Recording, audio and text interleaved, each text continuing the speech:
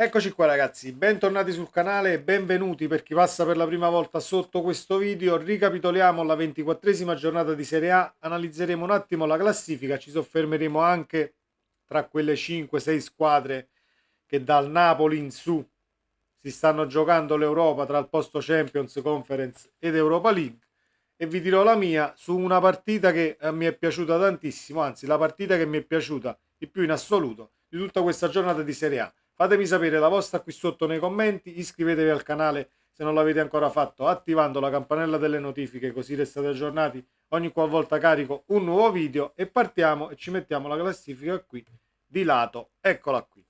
Salernitana Empoli finita 3-1, Cagliari Lazio finita 3-1 per la Lazio, Salernitana Empoli ovviamente 1-3, scusate, 3-1 per l'Empoli fuori casa.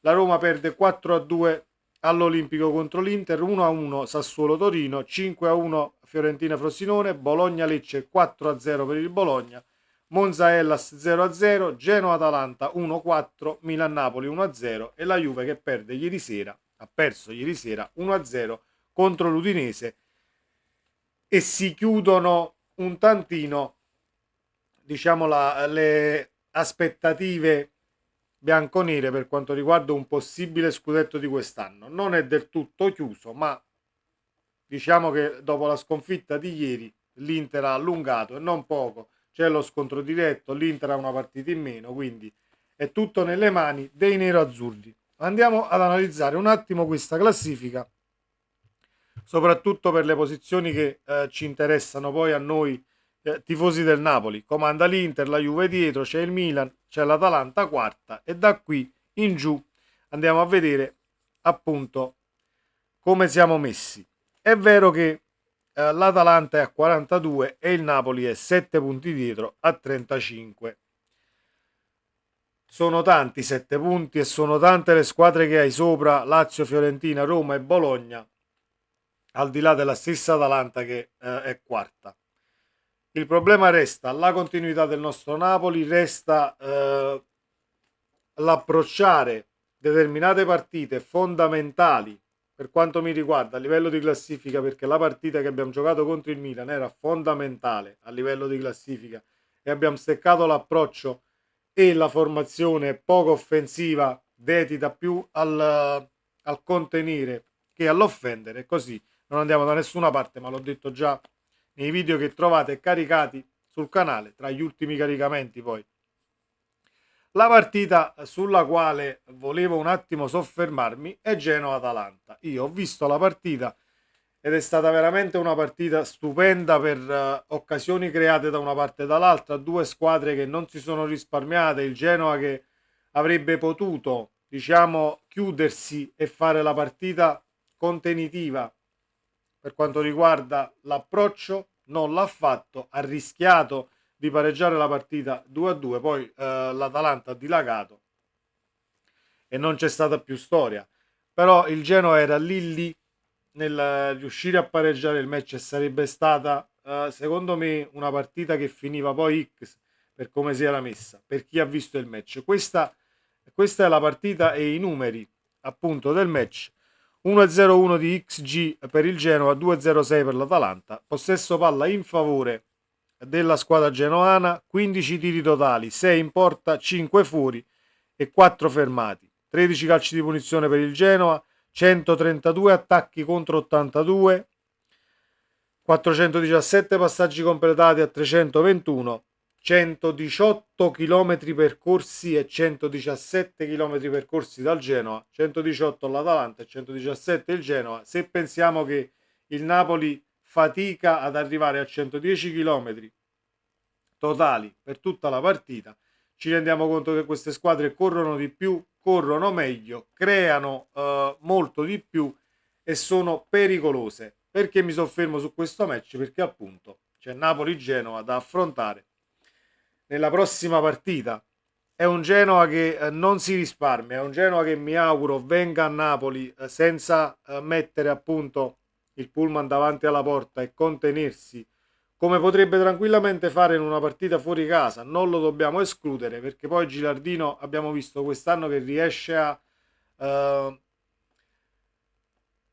a studiare in base alla situazione, al contesto, se è in casa, se è fuori casa e contro la squadra che deve affrontare. Ne tira poi le conclusioni a suo favore perché sta tatticamente mettendo in campo sempre un Genoa che se la può giocare contro chiunque. Per me il Genoa è ancora più rivelazione del Bologna per quanto riguarda il Bologna di Thiago Motta perché è una neopromossa. Ovviamente parliamo però di un percorso con Gilardino che non nasce quest'anno ma ha avuto continuità nel tempo anche grazie alla promozione. Quindi rodati i meccanismi, rodati anche mentalmente i meccanismi che fanno scattare poi quella continuità di prestazioni, quel continuo cercarsi e sapere dove sta il compagno in campo che fanno poi della squadra rosso-blu la rivelazione del campionato. Per quanto mi riguarda, l'Atalanta era la squadra ed è la squadra più difficile da affrontare, secondo me, in Serie A per come ti viene a prendere alto, per come ti marca uomo su uomo e per la pericolosità che hanno davanti in base alle tante occasioni che creano durante la partita.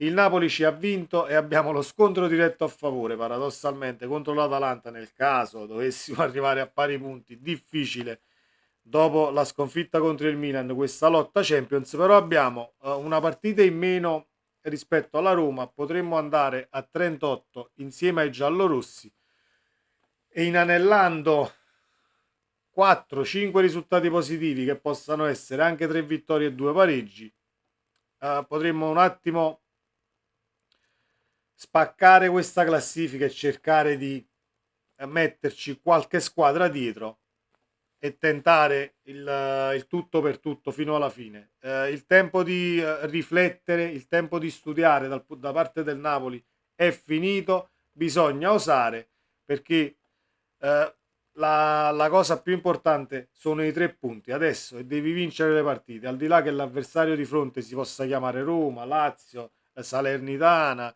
Genoa, non importa chi è l'avversario, tecnicamente la rosa ci sta, bisogna mettere qualità in campo e eliminare del tutto questo approccio conservativo nel vedere la squadra avversaria come si pone per poi sferrare al limite il colpo e mettersi di traverso a livello tattico per far male. Bisogna aggredire dal primo all'ultimo minuto. I chilometri percorsi di questa partita mi lasciano un attimo di stucco perché parliamo di 8 chilometri in più, che sono tantissimi nell'arco di una partita di 90 minuti. È un Napoli che corre meno e lo sappiamo. Militiamo oltre dopo il 10° posto per chilometri percorsi in Serie A. E può essere un neo, ma sfruttando però diciamo le caratteristiche dei calciatori e il gioco mazzarriano forse un tantino in contropiede, si corre un tantino meno di squadre che stanno prediligono il possesso palla e cercare di fare la partita, che ovviamente si ritrovano con molti chilometri in più percorsi.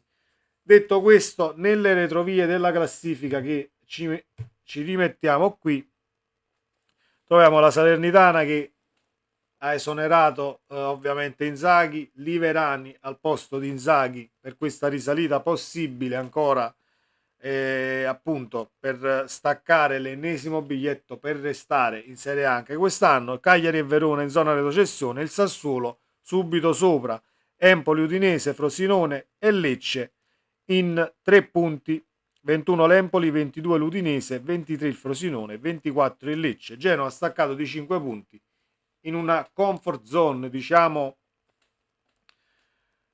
che fa bene alla squadra di Gilardino nel dover poi affrontare la trasferta al Maradona, perché possono tranquillamente permettersi di perdere la partita, restare lì anche in posizione di classifica, poi ci può stare di perdere la partita contro il Napoli. Mi auguro che ci sarà una situazione del genere e vivremo appunto una vittoria da parte dei nostri azzurri, ma ci arriveremo poi in settimana con prepartita a ridosso del match con le formazioni e eccetera eccetera. Dovrebbe ritornare Osimhen giovedì, ma non credo che possa essere schierato 90 minuti, forse qualche scampolo di partita lo farà, ma dobbiamo valutarne ancora le condizioni. Fatemi sapere la vostra qui sotto nei commenti, ragazzi, iscrivetevi al canale e sempre Forza Napoli.